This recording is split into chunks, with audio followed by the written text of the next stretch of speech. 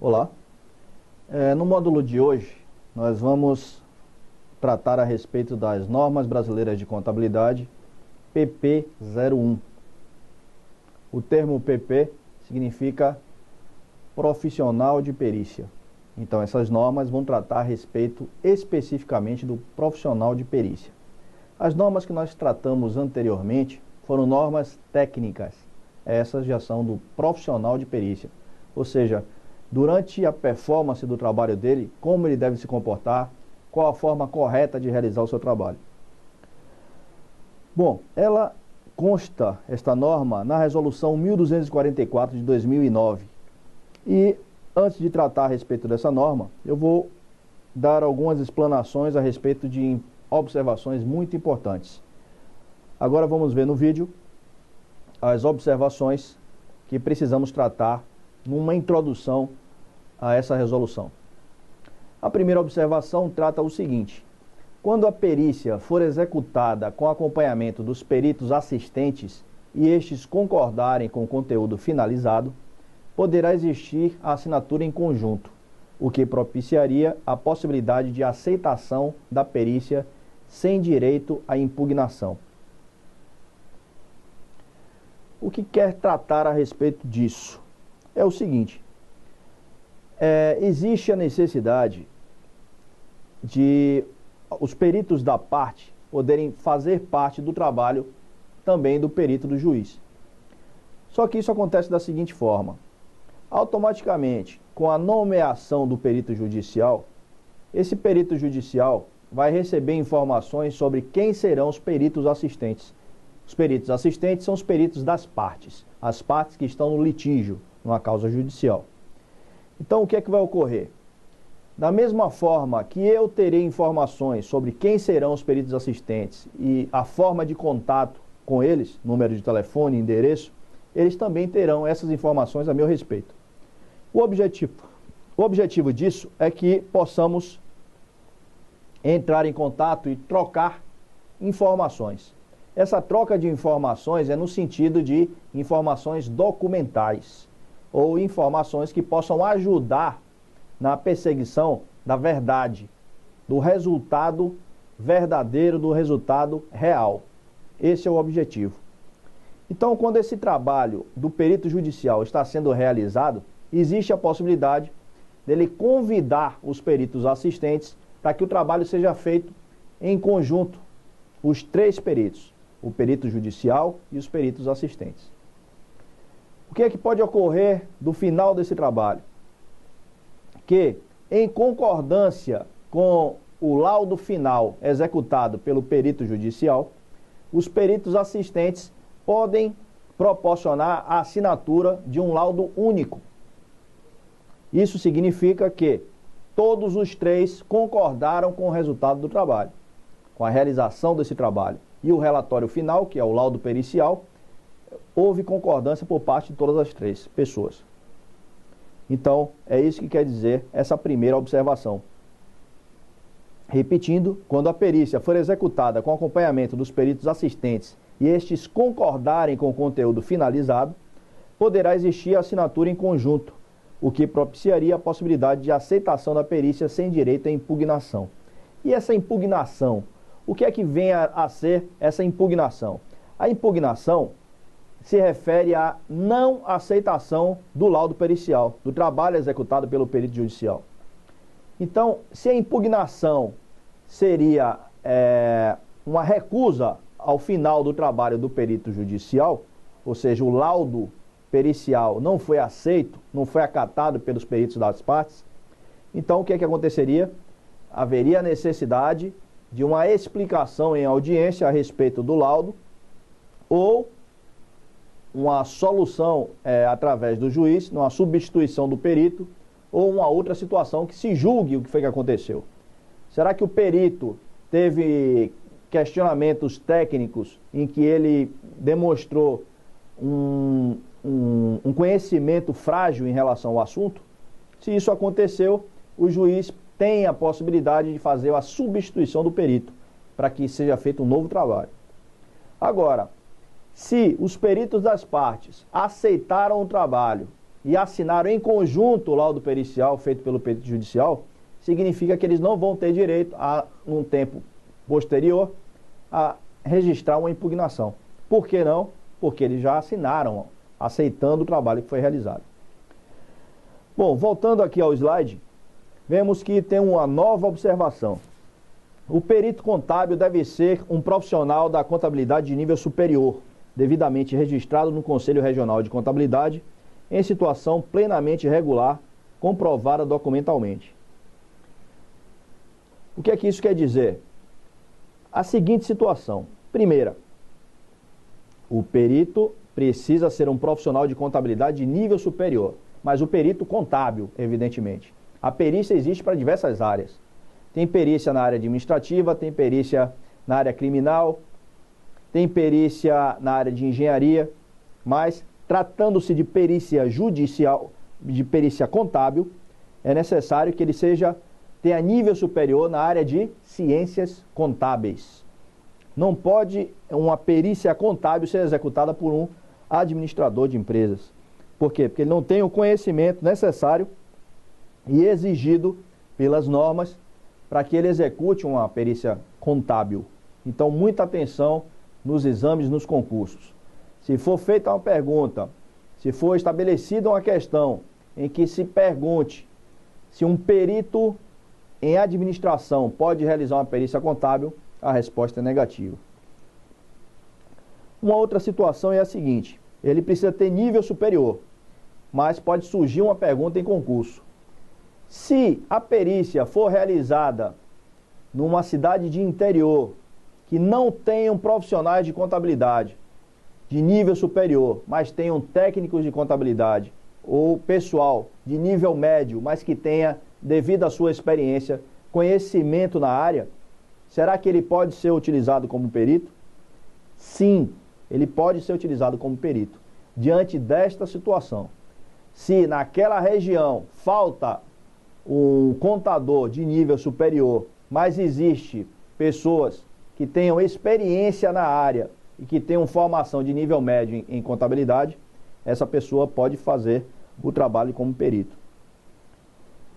Bom, então essas situações são situações importantes que podem cair no exame, no concurso, e para que vocês não tenham o dessabor de cair no erro diante dessas situações. Bom, a outra situação que diz a observação é a seguinte: a pessoa precisa estar registrada no Conselho de Contabilidade. Conselho de Contabilidade, CRC. Então precisa ter a carteira de contador registrada no CRC. E a última situação é plenamente regular, comprovada documentalmente. O que é que isso quer dizer? Significa que essa pessoa precisa estar com a anuidade de contador paga perante o Conselho Regional de Contabilidade. Mas o que é que vai comprovar isso? Ele precisa mostrar um boleto bancário para isso? Não. Basta que ele imprima diretamente do site do CRC, do seu estado, uma CRP, que é o Certificado de Registro Profissional, para que ele possa atuar plenamente. E aí ele tem a comprovação de que ele está regular, comprovado regularmente, documentalmente. Bom, vamos à nova situação em relação a observações. Muito cuidado com a metodologia adotada para os trabalhos periciais. A metodologia adotada para os trabalhos periciais são 8 metodologias. São aqueles procedimentos que nós vimos antes. Então, não podemos fugir àquelas técnicas específicas, aqueles procedimentos específicos, porque eles são procedimentos de contador. Se fugirmos àqueles procedimentos, estamos fugindo à nossa área. A nova observação é possível o surgimento de quesitações complementares, mesmo após a entrega do laudo pericial. Bom, nós sabemos que o universo do trabalho do perito são as quesitações. Isso foi bastante explanado quando eu falei a respeito da diferença entre uma perícia, entre uma auditoria e entre uma devassa. A devassa tem um universo infinitamente maior, que trata de todo o assunto, que vai ser abordado em detalhes a respeito da problemática que acontece numa determinada empresa. A auditoria, ela trata de inferências estatísticas, ou seja, porcentagens, pedaços do assunto vão ser estudados, e a depender da problemática que venha a surgir, pode-se ampliar ou não esse estudo. E no caso da perícia, o universo é bem menor, são as questões, os questionamentos que são realizados pelas partes e pelo juiz. Existe a possibilidade do juiz não fazer nenhum tipo de questionamento? Existe. As perguntas podem surgir só das partes, mas existe a possibilidade de serem os três, as partes e o juiz, fazer os questionamentos através dos questionários, das quesitações. É a forma técnica de tratar esses questionários. Quesitações. Bom, essas quesitações, elas são quesitações preliminares a partir do momento em que elas constam nos autos que o juiz solicitou para que as partes relacionassem quais os questionamentos que tem a fazer para o perito do juiz, e aí eles estabeleceram isso nos autos. É através desse trabalho que o perito vai começar a realizar a função dele. Só que, depois de realizado o trabalho e ser apresentado o laudo pericial contábil, vai acontecer o seguinte: os advogados das partes, auxiliados pelos seus peritos assistentes, podem fazer um estudo a respeito daquele laudo e surgirem novas dúvidas. Se surgirem novas dúvidas, eles vão solicitar que sejam feitas quesitações complementares. Veja só, se forem complementares, então existe a possibilidade de um lapso, num vacilo, eles terem esquecido de perguntar a respeito de alguma coisa, mas que seja uma resposta fácil de ser respondida, sem a necessidade de vasculhar novamente, examinar novamente documentos. Se isso acontecer, eu vou chamar isso de quesitações complementares. Mas, se houver a necessidade de um novo estudo, de um novo trabalho, aí já vai ser uma nova perícia, vão ser novos honorários, porque aí seriam quesitações suplementares e não complementares. Então podem ser complementares e suplementares. As suplementares são a mais. As complementares estão complementando as quesitações anteriores. Então elas têm uma importância menor. Bom, e a última observação é que existe a possibilidade da convocação do perito para audiência. Se mesmo depois das respostas, da entrega do laudo pericial, toda a informação que foi prestada documentalmente ainda existir dúvidas, existe a possibilidade do perito ser convidado a participar da audiência. E essa audiência nós chamamos de audiência de esclarecimentos, onde as respostas podem ser prestadas oralmente ou documentalmente.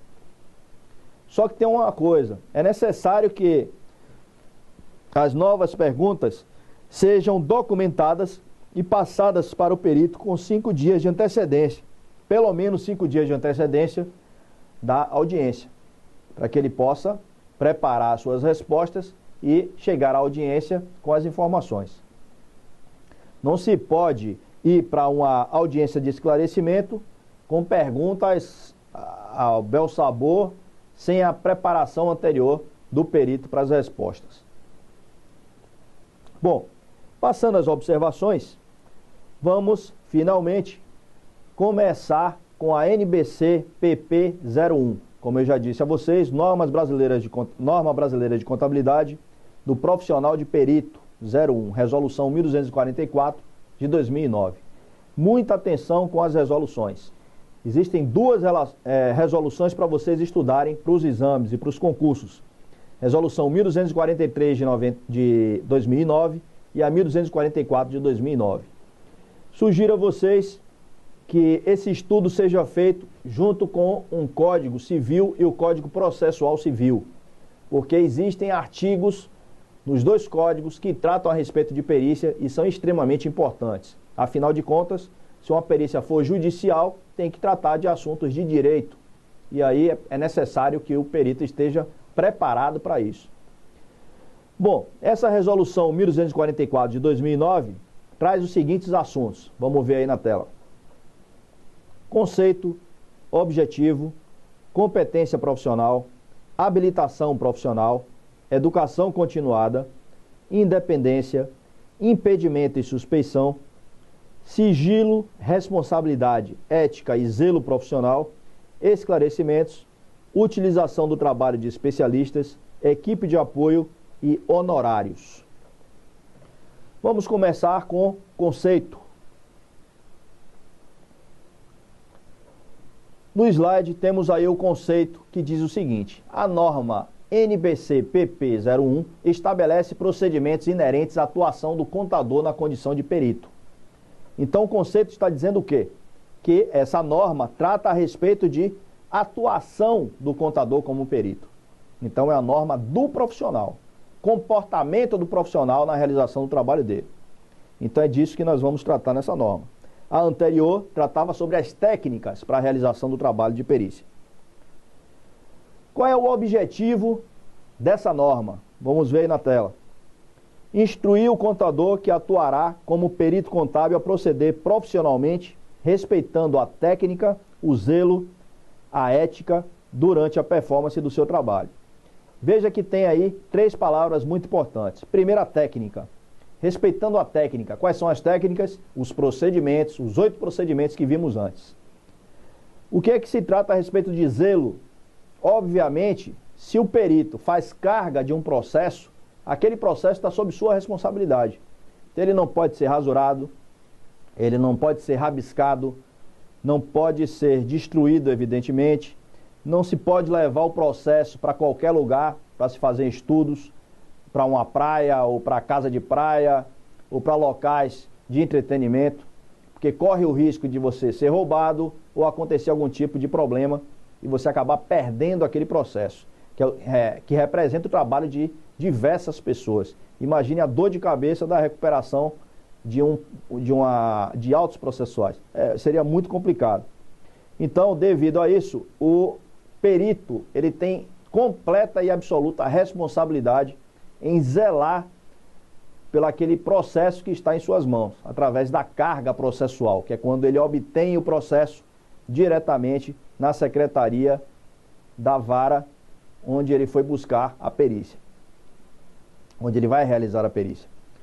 E por último, a ética. A ética se refere a qual o comportamento que o perito vai ter em relação aos outros peritos, peritos assistentes, as partes, que são os autores, os réus, em relação aos advogados. Isso é muito importante. Essa relação perito e advogado é um pouco complicada. Então precisamos nos precaver diante dessas situações. Existem profissionais, e muitos deles são advogados, que são preparados para colocar fogo na fogueira, piorar a situação. Então, às vezes, eles têm habilidade para tornar o profissional uma pessoa nervosa, intranquila, provocar o erro. Então, precisamos ter ética no comportamento nessa situação.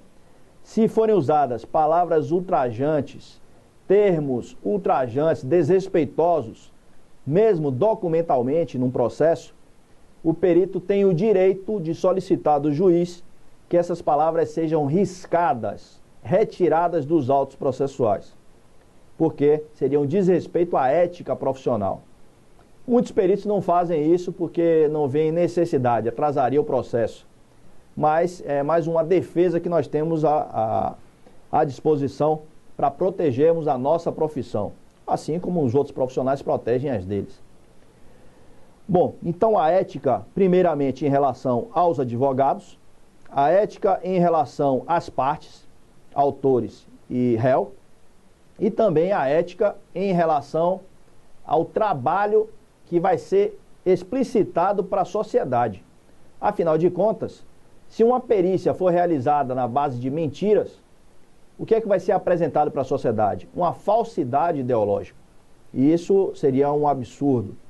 Precisamos realizar um trabalho com toda a responsabilidade, sem que hajam dúvidas, para que as informações sejam comprovadas como verdadeiras através de documentos, através de provas. E esse é o objetivo do trabalho da perícia. Bom, então, no slide seguinte, vamos tratar a respeito da competência profissional. Competência profissional. Onde é que se quer chegar com o termo competência profissional?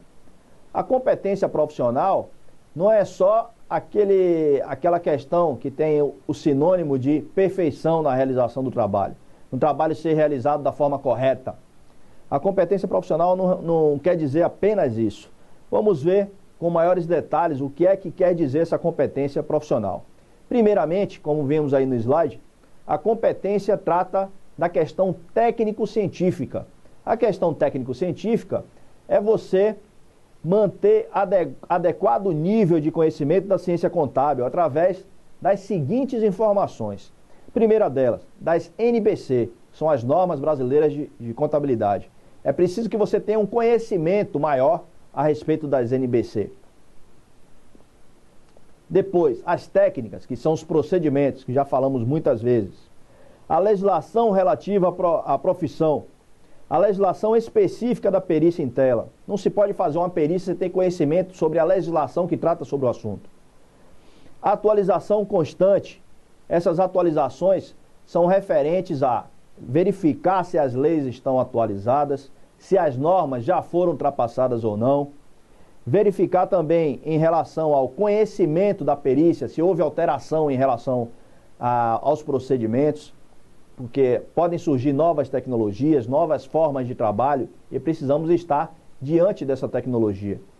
As alterações tecnológicas podem ser utilizadas pelos peritos, então, atualização constante, mas num sentido de 360 graus. Em todos os pontos, precisamos ver essa atualização tecnológica, de conhecimento, em relação à política, à administração, à economia, a direito e à contabilidade. Em todos os pontos são necessárias. Bom, capacidade para atuar na área. A capacidade para atuar na área é no sentido de ser uma pessoa que tenha uma mobilidade muito grande, ser uma pessoa dinâmica, ser uma pessoa responsável e ser uma pessoa que respeita prazos, ter muita responsabilidade em relação a prazos. Esse é um fator extremamente importante, porque a justiça já tem a fama de ser lenta. Se o trabalho do perito também não respeitar prazos, pioraria muito mais a questão da lentidão da justiça. E isso não podemos colaborar com esse lapso. O outro ponto importante é equidade. O que é que vem a ser equidade? A equidade é você se comportar de maneira igualitária, seja com a parte autora, seja com a parte ré, ou com o juiz, ou com a sua equipe de trabalho, ou com a equipe multidisciplinar. Quando se trata de uma perícia complexa, às vezes precisamos da ajuda de peritos de outras áreas. Então, o comportamento que o perito tem que ter em relação a todos esses profissionais tem que ser de equidade.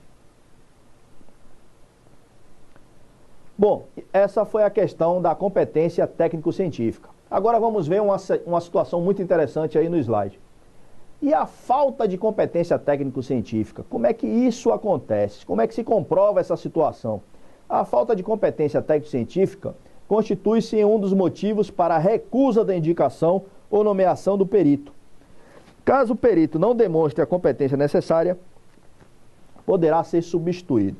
Bom, o primeiro parágrafo que tratou aí esse slide diz o seguinte, que a falta de competência técnico-científica constitui-se em um dos motivos para a recusa da indicação ou nomeação. A recusa é quando o perito não se sente confortável para realizar o trabalho. Então ele acha que ele não tem competência suficiente para fazer o trabalho.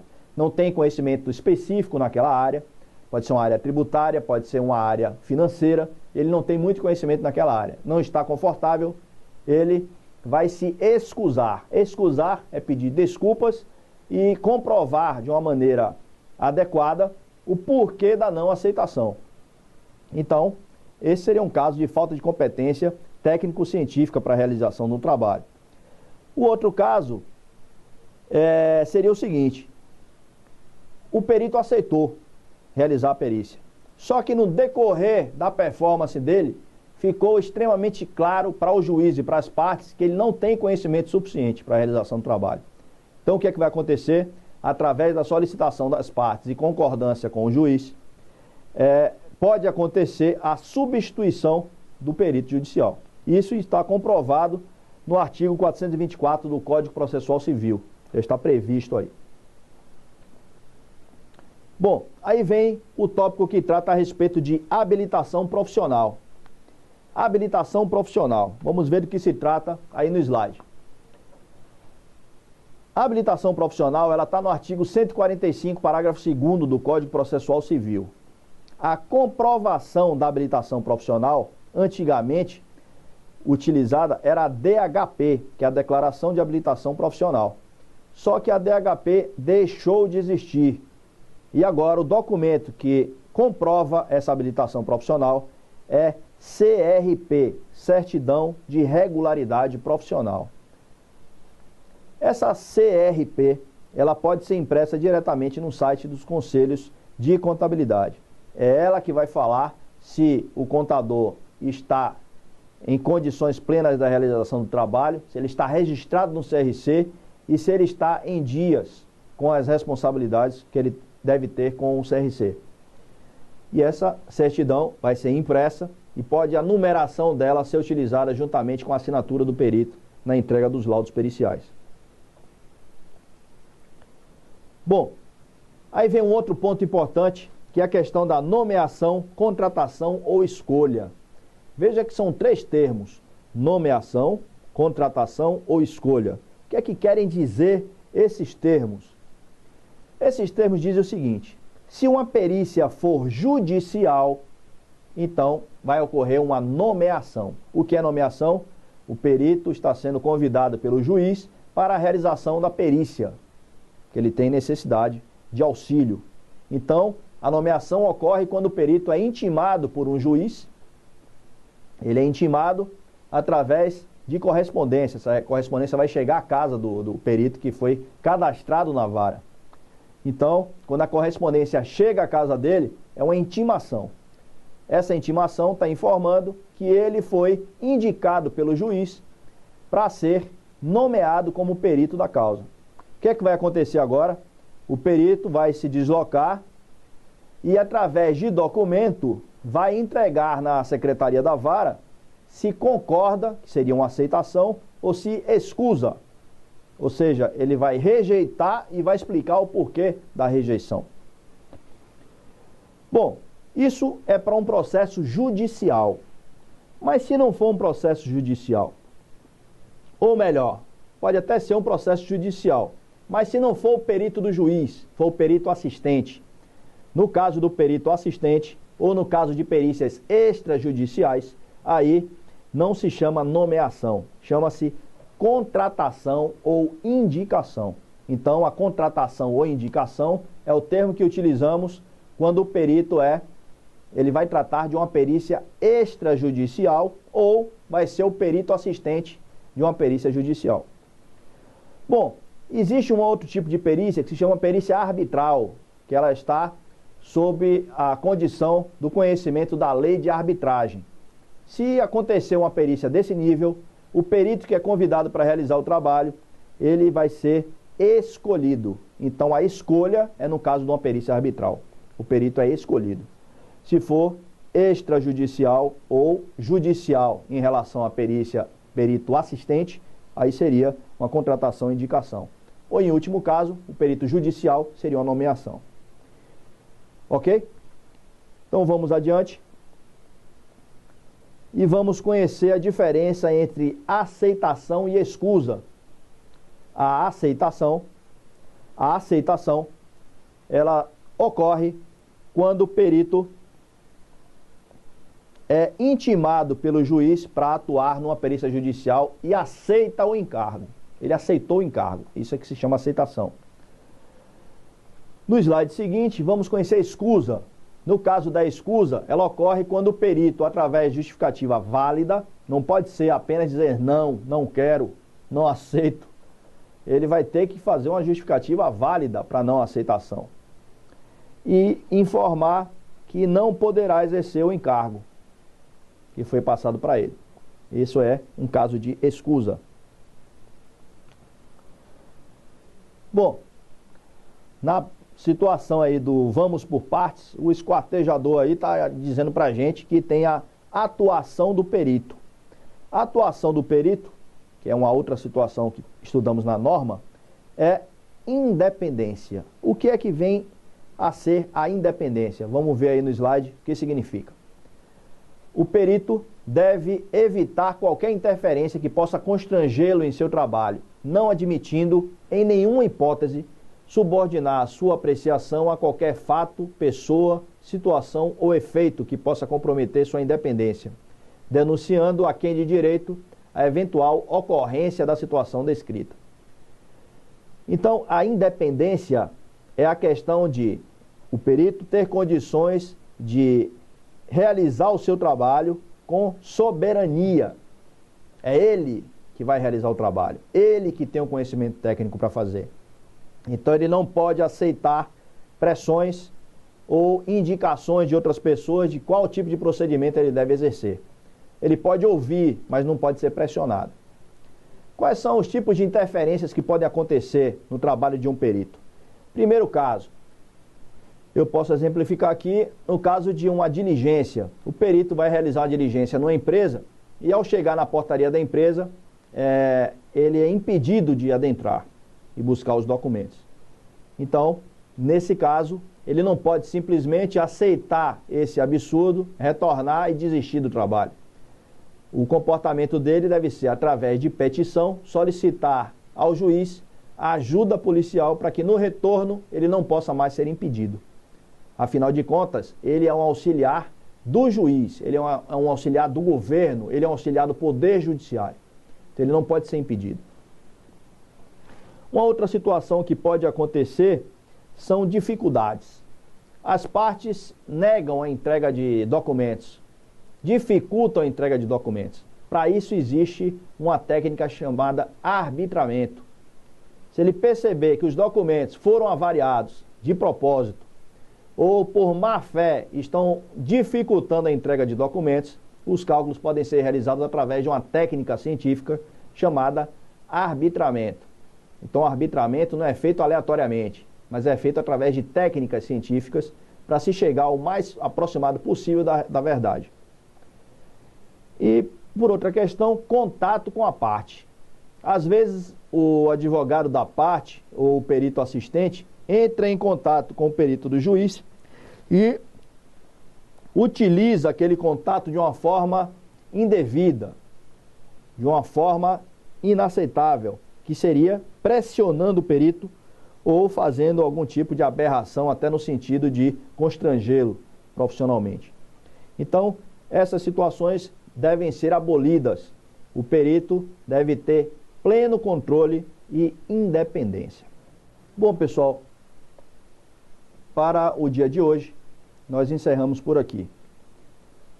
Mas, no próximo módulo, nós veremos a respeito de impedimento e suspeição e os demais pontos a respeito da normatização brasileira de contabilidade no que tange em relação ao profissional de perícia. Então, até a próxima oportunidade. Muito obrigado.